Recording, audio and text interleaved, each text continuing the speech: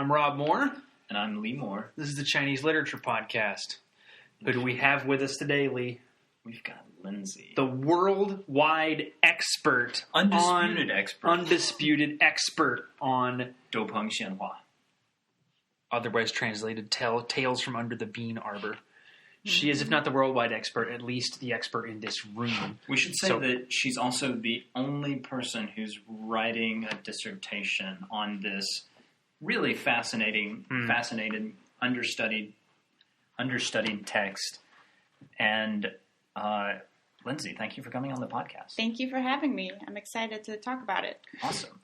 So let's get some specifics out of the way. What time frame are we looking at? What part of history was this story written in? So the story was written right after the final collapse of the Southern Ming. So the Ming, any chances for Ming restoration ended in about 1662. Okay. And this text came out right around 1668. All right. So right on the coattails of that. Okay, so one dynasty's ending. The Qing is just beginning. Can you tell us anything about the author? We don't know much about him. He also edited a novel about Crazy G, who was basically a Buddhist monk who did really crazy stunts in public. It's a good title. It is a good title. Times. Yeah. He was likely a fiction and drama writer. Okay. The preface says that he was super famous, but that's probably not true. Okay. As are so many things like that. So I'm curious, and we didn't talk about this beforehand, but why this story? Like, you've dedicated the majority of your doctoral dissertation to this story, so why? This is a question Lindsay asks every single day. Yes, I do. Well, do you want the academic reason or the... Whichever one you want to share with us. Okay. Whichever one is the real reason. Usually the academic reason is like, well, I was deeply concerned about questions of second language transmission, but really I just thought... Well, I guess I would give two reasons. The first one is because at the time that I picked it, I was feeling especially dark and bitter and twisted. Excellent. And I read this text and it was also dark and bitter and twisted. This is the Radiohead kind of decision. Like, you know what? This album's brilliant. I don't know why, but it just strikes me. On a more academic level, I think that I picked it because it was so unique from the other short stories that I had read in seminar and on my own, and the darkness of it, the satire. And from an academic perspective, this is also, because you really are one of the few people working on this in the U.S., it presents a unique opportunity, right? Right. It was a chance to say something original for my dissertation and also have it be quite manageable. Doupeng Xianhua is really hard to read for anybody. So just focusing on the text allowed me a space to enter the field with a really, I think, important contribution, but also say something more concrete than I would be if I were surveying Huabin from the 1620s all the way through. And we should mention Huabin. We've discussed that in previous podcasts. We've got a couple up there. We've got, I think, 3 up there so far. Yeah. So what exactly is a Huabin? Lindsay, as sort of an expert on that, could you explain kind of how it works? Well, I think the easiest way to explain it is that it was a short story written predominantly in the vernacular. And it mimics the raconteur of a storyteller. So he'll tell you, I'm going to change from here to here. Sometimes he'll make comments about what he's saying. And I think most significantly for my work, generally in short stories, the characters' moral shortcomings are punished. Their good deeds are rewarded. And even though things may go absolutely crazy and fall apart in the middle, somehow in the end, order is restored. And there's this reassurance that there's a cosmic moral order that is attuned to human action. So that's a Huabin. But in Doupeng Xianhua, that doesn't really happen, right? In some of the stories, it does. Okay. The problem is that in about half of the stories, things really fall apart. So what makes up... because we don't want to get too deep into the analysis because the listener probably has never read this. Most people haven't. But... what's the structure of the story? How is it told? Give us kind of a summary of what we're talking about. So Doupeng Xianhua, or Idle Talk Under the Bean Arbor, is actually a collection of 12 stories, roughly, or 11 stories in a lecture with a Q&A session. And so the premise is actually borrowed, I think, from Plum and the Golden Vase. The premise is that there's the ridiculous summer heat in Jiangnan that, the rich can afford to hire people to fan them. The wild people can just go lay by the ponds. But the average working class Joe, has no means to stay cool. So they build a bean arbor, a group of people. And they hang out under the bean arbor and they tell stories. And so each, I guess you could call it chapter, narrates one of the sessions under that bean arbor. And there's a total, I think, of between 7 and 9 different storytellers, none of which actually have names. Really? Until the end. Okay.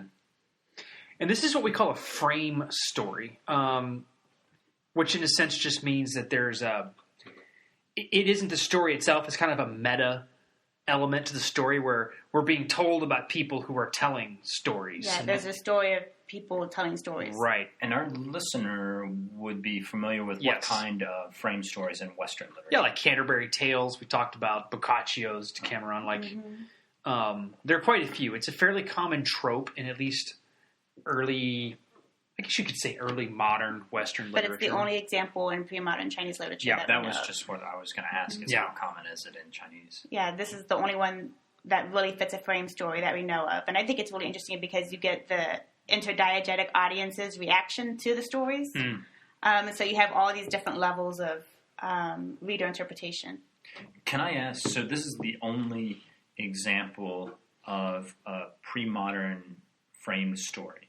So is there any chance that, this is the Ming-Qing transition. Westerners are coming in here. Their literature is not really being translated. That won't happen for another 2 centuries, right? But there is some Western influence. Is it possible that this is something kind of transmitted through the West, or is that just totally unreasonable? I think that it's probably not the case. Okay. I think I read somewhere that 1001 Arabian Nights, something of it, might have been translated, at least in part, and made it to China.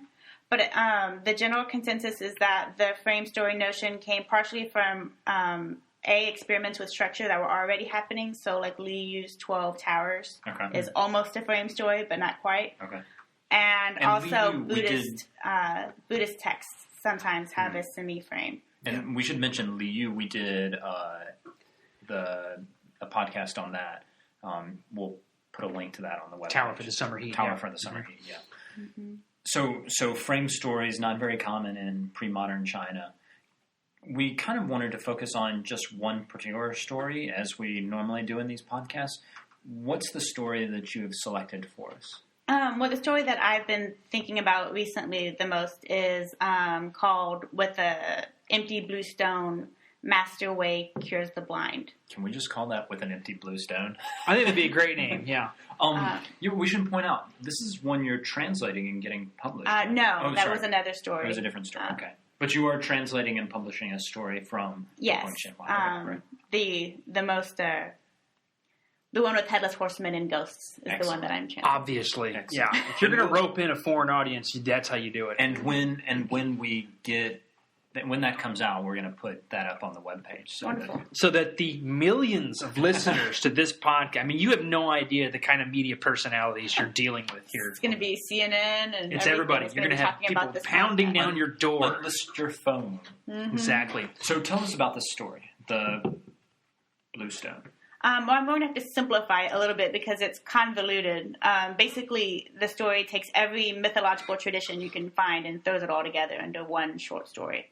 But the premise of it is that there is a traditional belief that each dynasty was actually secretly being ruled by a Buddhist arhat. What's an arhat for people? Somebody who's reached enlightenment, but is theoretically still helping people. Okay. The problem is that by this point, it doesn't really mean anything. It's basically just immortal. So at one point they're called arhats, at other point they're just called immortals. It's just a kind of a Buddhist semi-deity. Got it. And so in the time of dynastic transition, it's time for the next arhat to descend to Earth to rule, basically. And so the god on high, Shangdi, says, okay, well, we need, not Shangdi, a Buddha, Randangpo, the Buddha of the burning lamps. has two candidates. One is called Honored Lightning, and he's a really angry kind of a fellow, kind of grumpy. And the other one is called Free and Easy, and he's a lot like Guanyin. He's just full of compassion. He has a lot of empty containers. I see some parallels to you and me. I do. I think. Yeah, I don't know which of us would be free and easy, but it's probably you. Yeah. Does that make me Honored Lightning? I don't know. I thought I was Honored Lightning. Are you? Yeah. See, I feel like I'd be free and easy, except that sounds too much like an Eagles song, and I'm just not down with that. Anyway, so basically, the job is whoever can get this iron tree to grow a flower first. So Honored Lightning has all these like demonic like assistant rakshas, and they say if you just immerse it in flames, the flower will blossom for a split second and then disappear. So that's what he does, and he wins. Even though Free and Easy actually like really plants the tree and tends it and takes care of it. So Honored Lightning goes down to earth and just starts killing people, like destroying it with thunder and lightning. Awesome. And the people are like, dude, we're suffering here. Why are you killing all of us? And so they complain to Shangdi, and Shangdi was like, screw all of you. I don't want to listen to your complaints. So he destroys half of the world, and half of the creatures and people in the world disappear into dust. And Quinlan, the Mount Quinlan, breaks in half. Okay. So in the midst of all this, the other Arhat is terrified, like running for his life, and he finds this empty blue stone with liquid inside of it. And because he's so smart, he knows that this stone can cure the blind. And he feels for all the people suffering, and he wants to take them out of what he calls the hell that they're in. So he starts trying to cure the blind, but this makes Shangdi angry again, because Shangdi really hates people. And he sends down this deity and says, this is the 500-year cycle of karmic retribution, and by curing these sinful blind people, you're ruining it. Stop that. So he does. He goes and hangs out with this Taoist patriarch who's been asleep for 1,000 years and now knows everything that's going on and everybody's future and past. So, okay. So the background aside now, these two blind guys, one of them is called Brighter Than Confucius and one of them is called Late But First. Awesome name. Yes. And they explain why. Basically because everybody who can see thinks that they're all swell and they read all these Confucian books, but they're actually jerks. But by being blind, they're actually really swell, great guys, and they know better, which is not true. They decide to swear brotherhood and to go find these two people, Chen Tuan, the Taoist patriarch, and the Arhat, to get their sight back. So they're swearing brotherhood to each other in the scene, and one of them is about bean curd, and one of them is about rice wine, and they're praying. And as they're doing that, one reaches for the other's bean curd, the other one reaches for the wine, and they realize that they're taking each other's things, and then they start screaming at each other. And these two scoundrels hear them screaming at each other, and they decide to be, they pretend to be officials and make a complete fool out of themselves. And then afterwards, the two blind guys are like, wow, what a just and wonderful magistrate. If only all of them were like this. So eventually, this is a really convoluted story, but they visit Chen Tuan, they visit the Taoist patriarch. The Taoist patriarch says, you guys have sincere hearts, but you're horrible sinners in past lives, so that's why you're blind. And you don't really want to see the world. Trust me, it sucks. Is basically his message. But the two aren't happy. They go and they weep and threaten to kill themselves. And so the Taoist patriarch says, go see this Buddha, this deity. He has a stone. He can heal your blindness. So they go. They beg Master Wei, the Buddha, to heal their blindness. He's moved with compassion and opens their eyes, and they see the world as it really is, and they weep. And they beg for their blindness to be given back to them because they can't stand to see it. So the deity has the empty bag of Maitreya, but that's only for the future really good people who are like filial piety and chaste and virtuous. So instead, she puts them in Dukang, the inventor of wine, the Dukang's wine jar, where there's this wonderful utopia where everybody's happy and everybody gets along and there's no need for government. And I assume everybody's drunk. Well, it doesn't say that, but the premise is that they're just getting really drunk. Okay. And only once they're drunk can they stand to sit on top of Mount Quinlan and watch the destruction of the world around them until they can descend and be part of the world of virtue and happiness that's to come. Levi would love it. Oh, man, that's a great story. So just a couple of questions, I think. There is a political reading to this, right? Like, this is about, in some ways, this is a metaphor for the Ming-Qing transition, right? Yeah. So the person who translated the story for the collection suggests in a lot of his footnotes that there's a lot of puns on Ming and Qing, especially Qing. So the stone is a Qing shi, which puns on clear. Okay. Mm-hmm. And it also contains Qing shui, clear liquid, so there's that. I'm not reading it so much in the political sense because, generally speaking, the stories in Dopeng Xianhua aren't particularly partial to either the fallen Ming or the current Qing dynasty. It's much more concerned with the trauma of what happens in between.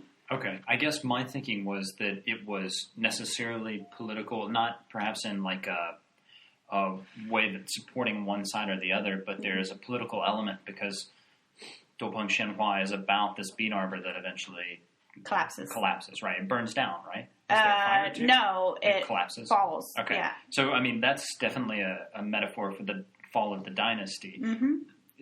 Do you think that this is also the sort of destruction is sort of an echo of that destruction during the fall of the Ming dynasty and the transition period? Oh, certainly. He's basically equating the violence and the devastation of the Ming-Qing transition to this mythical 500-year cycle of divine retribution where the whole world suffers. I have to ask, so the violence is... 500 years, where does that number come from? Is that a Buddhist number?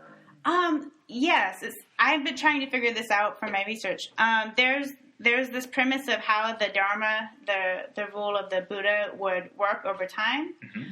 And it mentions the first 500 years being really good. And that doesn't seem to be the model that's being followed here because... it's not really good. Clearly, the idea is that by the end of the Ming, the corruption and decadence has gotten to such a high point that, it's kind of like the flood narrative. It just needs to be destroyed. Wiped out, yeah. And I forgot what I was going with that. Yeah. But yeah, I'm looking for that. I mean, one of my arguments is that there's so many different mythologies and traditions thrown into the story that it's more indicative of this crisis of belief in a standard, good, moral, cosmic order. So it's almost more of a pastiche than something that we should be reading in kind of a linear fashion. No?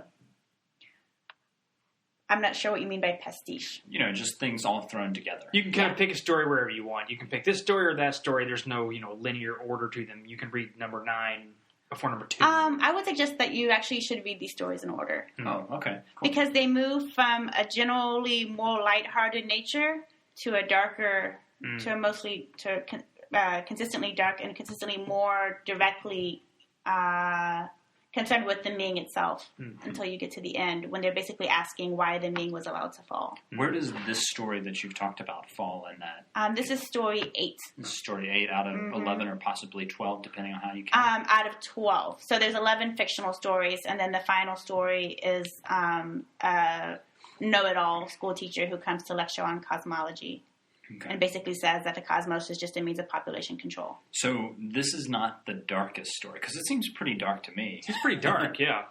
It's one of the darkest stories. I think the darkest story is the story that I translated. The one about headless horsemen and the rebels that ran rampant throughout the end of the Ming. I'm glad you got to translate the darkest one. Yeah, exactly. I'm trying to think of other things. Do you have anything? Well, as I hear this, we talked about this a bit beforehand, but maybe I'm just too locked into modern Chinese literature, but I immediately think of Lu Xun's very famous Iron House analogy, which is the preface to his published story collection, Nahan, War Cry, in which he talks about there being an iron house. And the iron house analogy is about sort of traditional Chinese learning. It's an iron house or an iron box, depending on how you want to translate it, with no windows, and everybody inside is asleep. And then he says, imagine if you were someone who woke up and you realized that everyone was asleep inside this iron box. Would you really want to wake them up? Because being woken up means, like in this story, you do get to actually see the way things are, and it's not good. I guess so. That story, the Iron House story, closes off any chance of salvation, right? Mm-hmm. Is there any chance of salvation in this story or in some of the other Dopeng Xianhua stories? So this is A lot of the Do Peng Xinhua stories seem to kind of paste on a happy ending that doesn't quite work, and this is one of them. Okay. So there are plenty of contradictions in the story, but there is stated that once this destruction is over, the deity with the stone will be the next one to rule, and he already has a list of all of the really good, filial, chaste people. Can I ask? And then the world will be happy again. Do you think we should take that sort of that pasted on happy ending seriously, or is that just something that we should be thinking in terms of Qing censorship? You know, you can't criticize the Qing too much. The dynasty's still unstable. You could get your head lopped off for criticizing them too much. What do you think? I'm not sure it has to do with censorship because the text is so thinly veiled in the final story about why the Jurchens were allowed to take over. Jurchens, by the way, for the listener, is, of course, just the word for the Manchus, the Qing dynasty. Pretending like it was the Yuan. Right. But they're really talking about the Manchus. And they actually mention, this all might get us in trouble. We should probably, stop doing this kind of thing. I argue, actually, that it's a desperate attempt to make the form work, because I'm arguing that Aina Jishur in these stories is trying to make sense of the just ridiculous devastation and violence and trauma of the fall of the Ming, and how a cosmic moral order could permit that kind of devastation.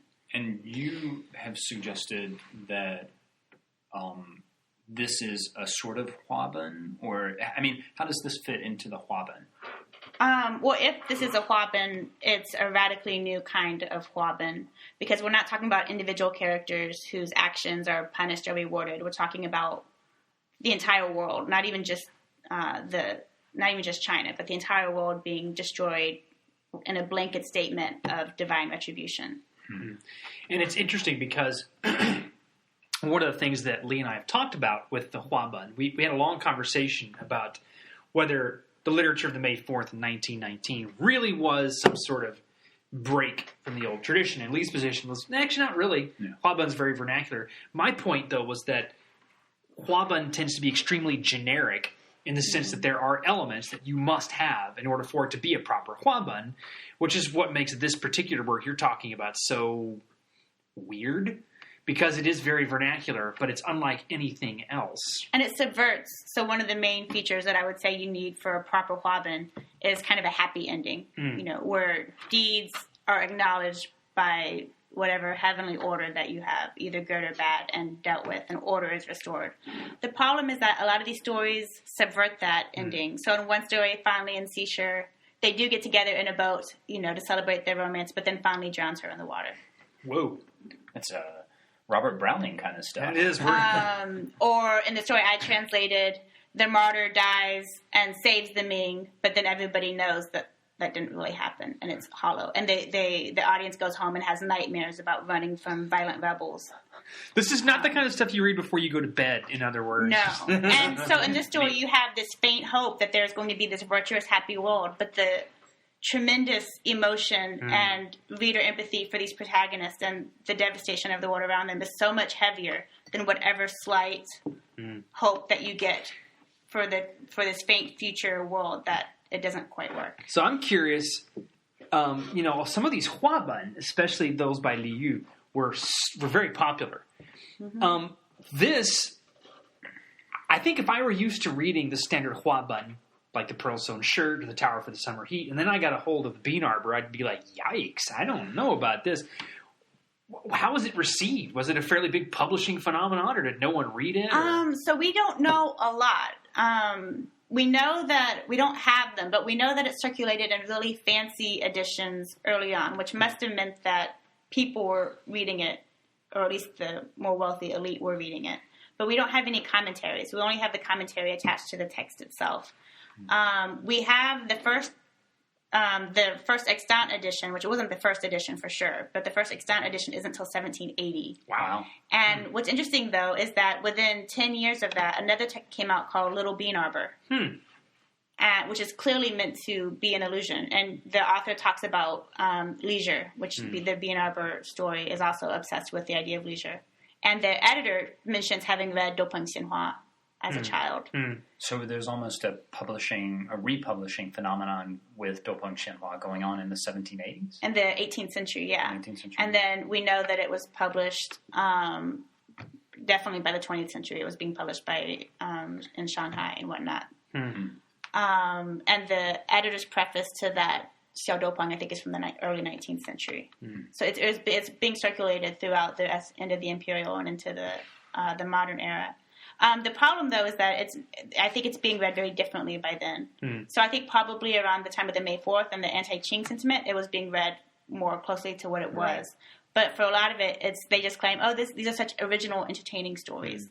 Which is interesting because really both are viable readings. I mean, one of the things that I find somewhat strange, I guess, about May 4th writing is that, well, not strange, understandable, I guess, is that writers take themselves so deeply seriously that there doesn't seem to be any desire to entertain. Like, it must be grim and dark. There's very little recourse to things like fantasy or science fiction in the May 4th. That's more like late Qing stuff. And yet this is both incredibly dark and, still entertaining. Holy cow. It's actually quite funny in a dark way. So in this story, you have the slapstick humor of these two blind guys who claim to know the world as it really is, but obviously don't. Right. Because they're getting fooled by everybody around them and beating each other up. Both of whom also sort of fulfill the stereotypes of Confucianists and Taoists, where the Confucianists just stare at their books all day with their great, vast learning and actually know nothing. And the Taoists, the Taoist was asleep or something? What did you say? He's been asleep for 1,000 years. There you go. So the Taoists literally don't do anything and are enlightened, And the Fan Li Xishe story, makes fun of Xishe and Fan Li quite a bit. Xishe isn't actually all that beautiful. She's just such a nice change from the overly made-up women. Xishe, we should mention in Chinese, that's a byword for beauty. Oh, yeah. Right. So, and then in the story before this is Boy and Shu Qi, the famous loyalist brothers. And in it, Shu Qi decides that he's just too darn hungry to stay on the mountain. So he leaves and he manages to talk everybody he sees into, accepting him. And so he keeps complimenting himself on what a sharp tongue and how clever he is. And so you kind of love him and hate him at the same time because he leaves right as his brother is picking ferns, which is, the classic symbol of political loyalty. Taiwei. He leaves right. That's how he escapes. It's because his brother isn't watching him. And so he's totally a selfish jerk, but then you also are so amused by his self-congratulations that you can't help but laugh. And it's funny because that does put it in good company with some of the stuff we just mentioned. Like Canterbury Tales is funny. Yeah. A lot of it. Not all of it, but a lot of it is very funny. So is Don Quixote's hilarious. And yet, they're both very, very dark. And this is something that's interesting that in the modern, sort of quote-unquote modern incarnation of the novel and short story writing, a lot of this levity gets lost. It's people like, for example, we talk about Lu Xun, but Lu Xun makes a go at writing just dark short stories and then basically just gets tired of it and begins writing prose poetry. Yeah, which is really strange, really strange. It's almost like he decides to invest in this sort of fantasy you were talking about. But are there any, because you mentioned Little Bean Arbor, have you seen any other obvious influences of the story? I think that, I can't say this for sure, but I think that Lu Xun had probably read Dopeng Xianhua. It sounds like it, yeah. He retells at least one of the, he also retells the Boy and Shu Qi story. Okay. In a somewhat similar fashion. I'm not saying that Dopeng Xianhua was a direct influence, but I think that he had probably read it. He read vast amounts of Ming Qing fiction. But other than that, it's really hard to know. Because, for example, Little Bean Arbor is clearly alluding to Dopeng Xianhua. But the stories in it are actually closer to Liao Jia Jiri. They're actually more like Tales of the Strange.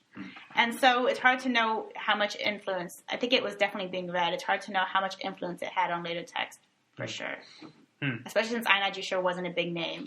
If you could write an article definitively showing that Lu Xun got his Iron House analogy from that story, I think you'd have a publishing contract in the bag. Pretty sure. Probably, yeah. Should we start to wrap it up? Parting thoughts, everybody? You want to? What do you want the listener to take away from this? Well, I think what I'm trying to do in my research and being part of the translation and my dissertation is just to point out that this text exists and that it is both dark and complicated and hard to read, but also incredibly beautiful aesthetically and profound. I think much more profound than a lot of the fiction that accompanied it and even that came after it.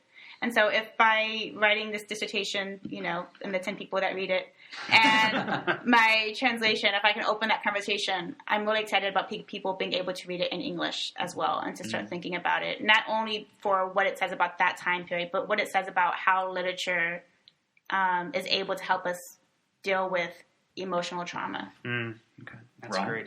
My thought about this is for those of you who aren't really just getting into modern Chinese literature, especially for those of you who've only ever studied it, the more I hear in sort of the pre-modern tradition, the more interesting Chinese literature becomes. You start to realize these boundaries between modern and pre-modern are very, very blurry, and that stories like this are immensely sophisticated, sometimes even compared to 20th century stories in China. So find translations and investigate them if you have any interest in the sort of the formation of modern books and modern stories in China, because there's a lot more going on than the May 4th will acknowledge. I guess my final thought is think about where, and this is something you're doing with your dissertation, but I guess I like this story because it forces me to think about where the Huabin is. This seems like a kind of a literary collapse of the Huabin and the bean arbor burning down. It's not only a political statement, but it's also a literary statement, which seems fascinating. My original thought for a dissertation title was a eulogy for the Huabin, because I think that the form is actively collapsing until the bean arbor collapses itself, which I think is more than just a metaphor for the fall of the Ming. I think it's a metaphor for uncertainty and cosmological belief that accompanied the fall of the Ming, and also the ability of Huabin to make sense of greater political turmoil. I think we'll call that as our final thought. I'm Lee Moore. I'm Rob Moore. And this is the Chinese Literature Podcast.